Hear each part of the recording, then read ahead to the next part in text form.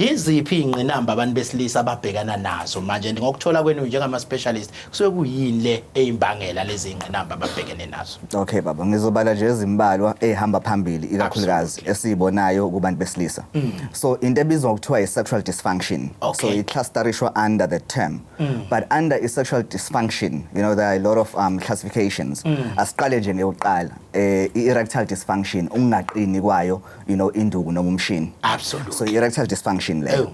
Bese kuba yesibili ebizwa ngokuthiwa emakhaya manje ukuthinta lena ke manje esusuhle vani. And leyo kibalekile ngoba you know abantu besilisa kumele sibafundise ngempilo yabo.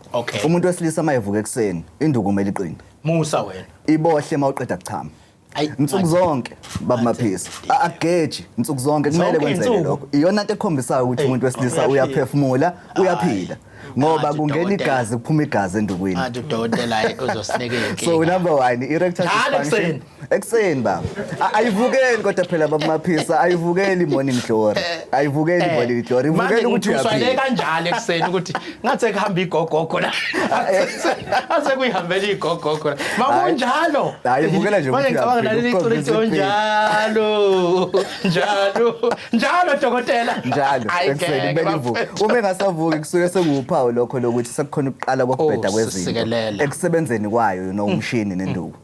Eyesibili ibizwa ngepremature ejaculation, which is ukusheshe ufike kuvuthondaba. Abanye bake bathi ukusheshe uchama.